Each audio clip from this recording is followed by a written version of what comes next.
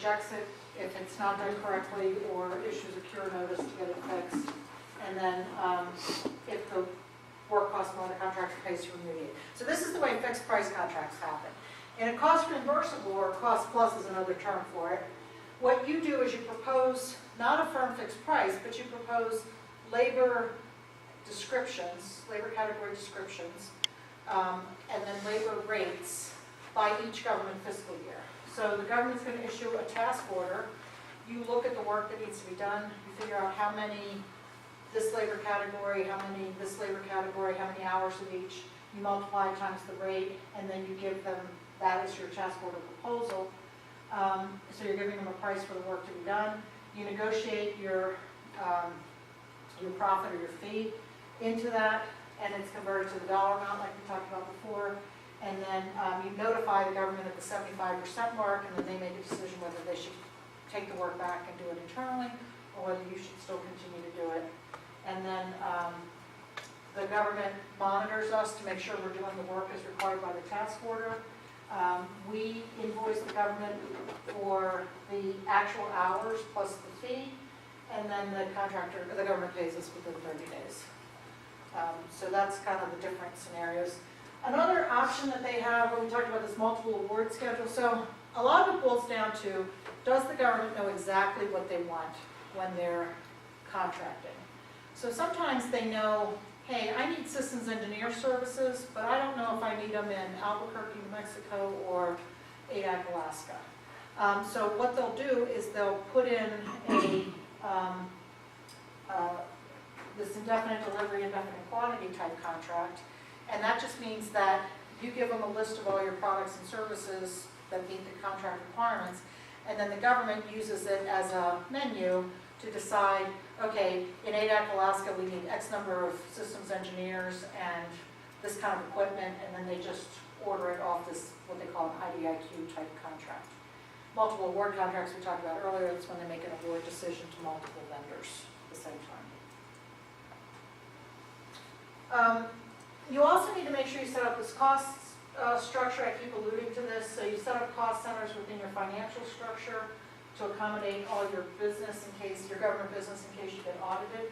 Some companies will actually have their commercial business and they'll do a subsidiary where they have their federal business. And that's for audit purposes. So, you know, what you want to do is, if you ever are audited by the government, you want to just kind of be self-contained for the government business. And so you would just set that piece up separately. And then you would have to know your G&A and overhead pools, or if it's straight commercial pricing that you're using, you would use those prices for that. Once you have the government contract, you need to set up these unique cost centers so that you have all the costs for a particular government contract contained in one cost center. So if you might have an overarching contract with the Department of Energy, and then for each task order under it, you would have separate costs. Did you get the second email I sent you? Thank you. Employees, you need to make sure you set up a time card system for, unless you're just selling straight commercial product. But if you're doing anything labor related, you need to set up a time card system where people are filling out their actual time cards, because otherwise the government holds you accountable for those labor hours. Otherwise, you want to make sure that the individuals are capturing them on a daily basis. And then it's helpful if all these different systems, like the time card, the acceptance, invoicing, if they're all integrated. If they're integrated, then billing and training is online.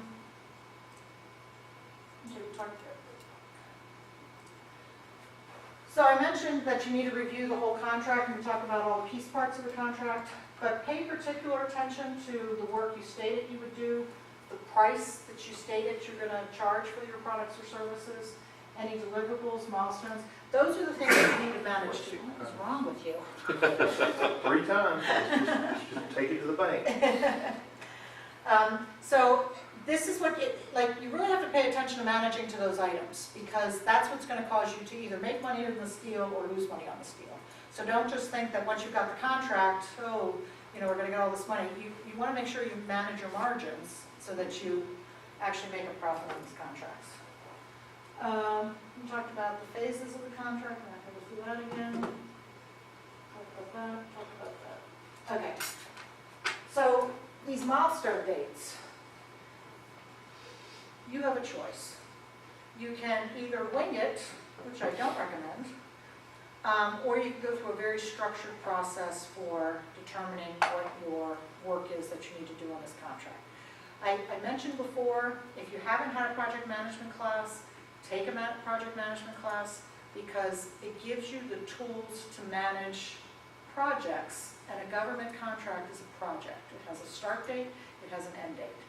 And one of the tools that you use in project management, I mean, you can get your certification in this. I have a project management professional, PMP certification. But just get a basic course under your belt, you know? Because one of the tools they use is something called a work breakdown structure. So if I'm responsible for developing a training class,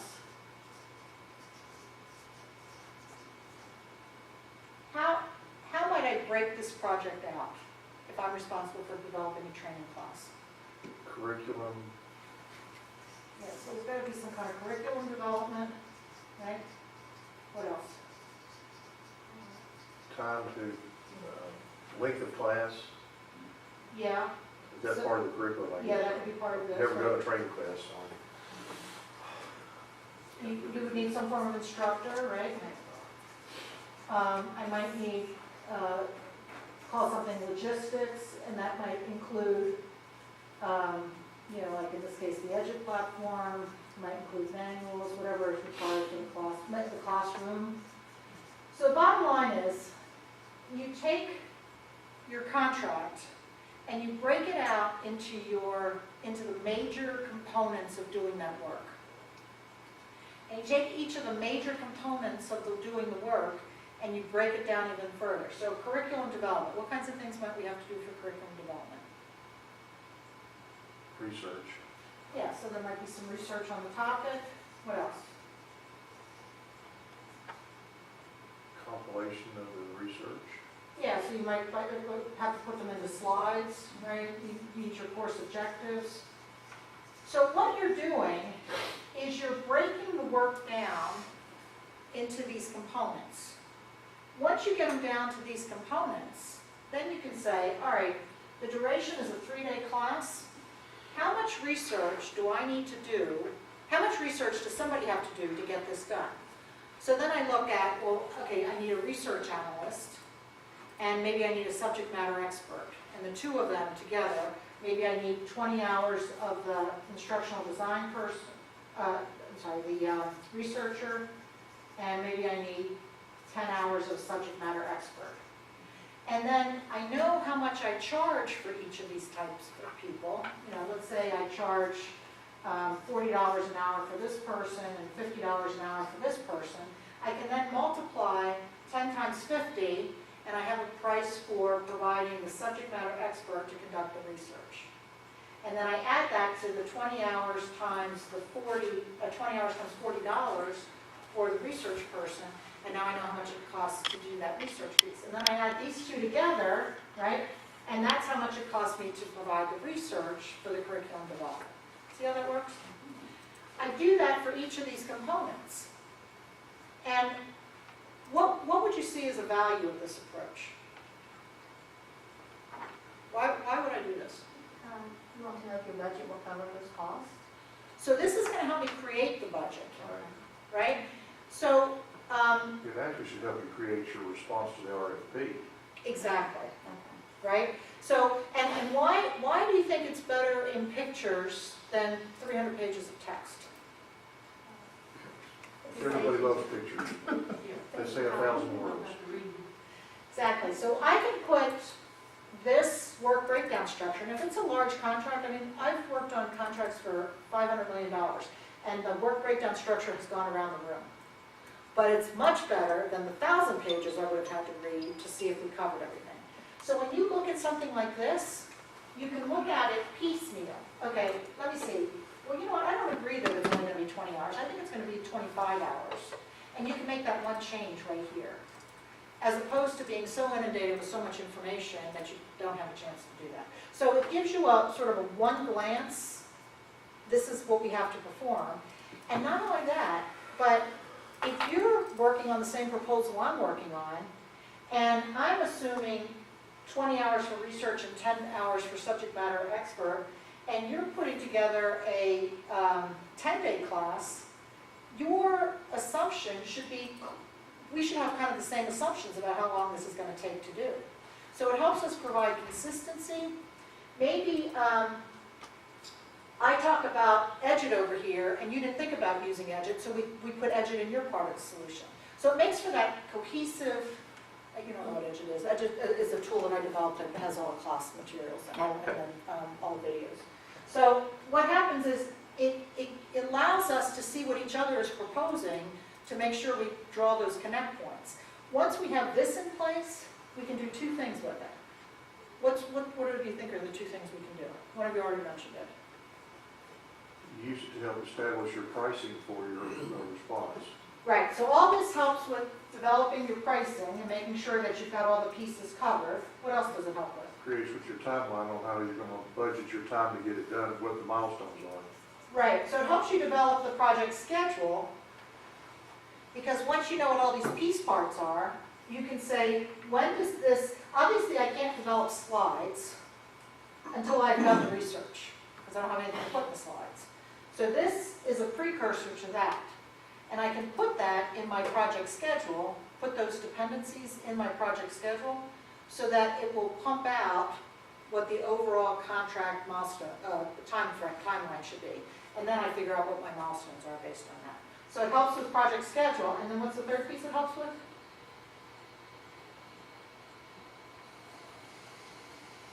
Making sure you don't skip anything. Yeah, it helps with your proposal, to make sure everything's covered, right? So if somebody comes along and looks at this and says, well, this is great, but you don't have anything here about graphics, I say, okay, yeah, you're right, I'm going to need some graphics, let me put those in here. And now I can figure out the time, and I can make sure that my proposal has addressed all the elements that I've put up here. So it gives you a sort of a one-picture visual of your entire solution.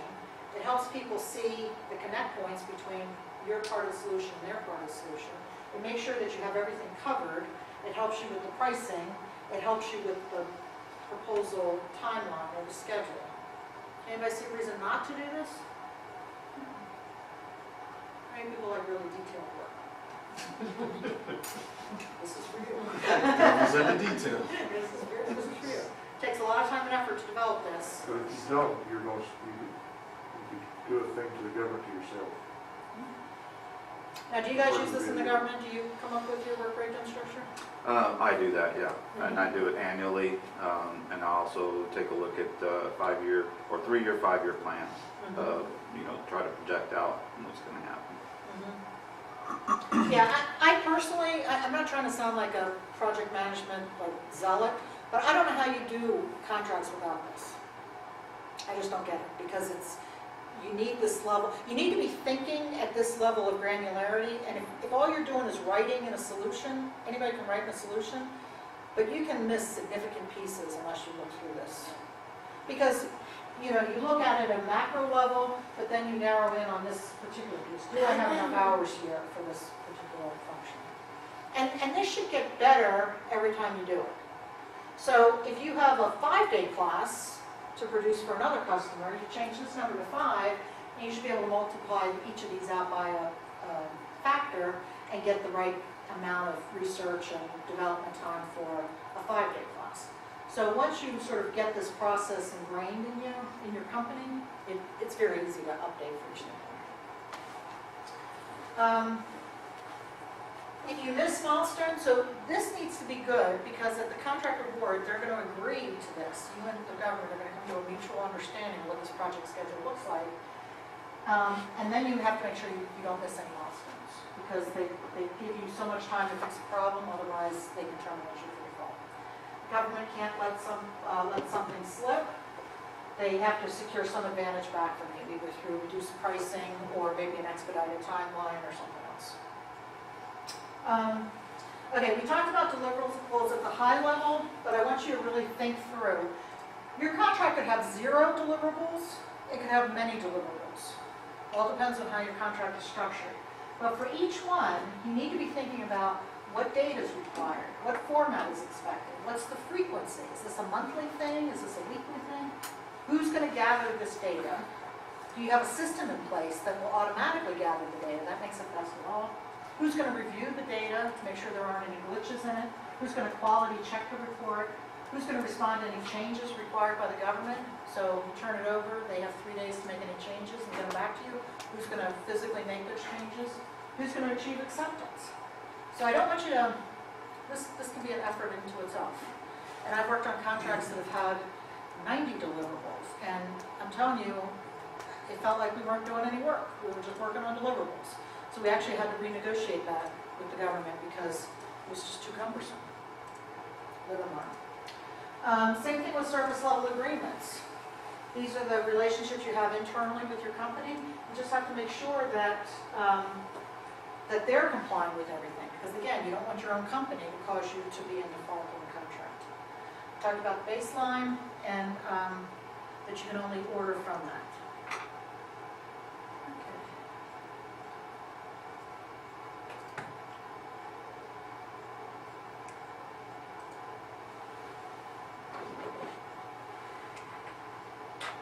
Okay. Okay, next we're going to talk about government furnished property, and we'll wrap up with this today. So, the government wants to make sure that they're fair and equitable to everybody, right? And so, large companies might have access to all this property that they need to be able to accomplish everything on a contract. Small companies may not. So if they're going to do a set-aside, or they want to try and equalize things between a small business and a large business, they might say that we, the government, is going to furnish certain property to you, to all vendors. And you as a vendor can choose to accept that property, or you don't have to use it if you don't want. Do you guys use government furnished property? And what kinds of things do you use? It's normally, let's take a welding shop per se. So we would buy all the welding equipment, all the gas, everything that's needed, all the supplies, all the PPE, which is personal protective equipment. That would be all furnished by the government.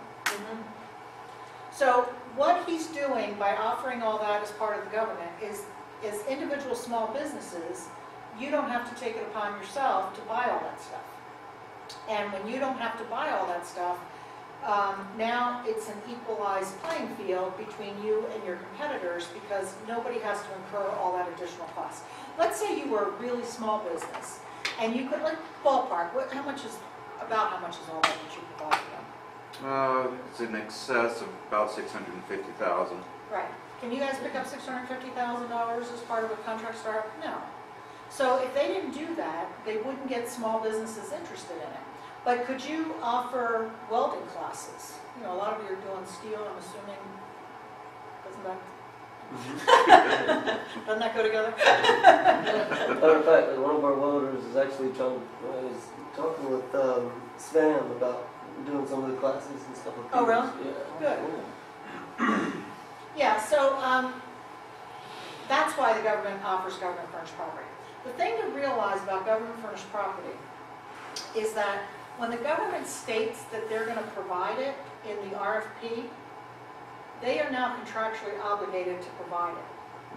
So if for example, I come in to start teaching the first welding class, we would all be in a heap of trouble, and I turned on, what would I turn on to do welding? The lights. What? The lights. That's You open the door. That's step one. Right? I think I could handle the first 2 steps. After that, it goes downhill fast. Can you give me a little bit here so I can have an example? Oh, okay. So, you go into a welding shop, you're going to make sure all the panels are on for all the electrical equipment or arc equipment, right? And then after that, then it's a matter of getting the students in, getting them trained how to use it before they even get to it. Like, what's a piece of equipment I would use? Arc welder or a MIG, TIG. A MIG TIG? MIG or TIG. And what might a MIG or TIG be? They're just different kinds of welds. Welds? Yes. That's the term we're using? Welds? Like, Welds. that's the piece of Weld. equipment? But a weld, like to do a weld is just like a metal seam that's Yeah. joining two, right? Right. So I mean,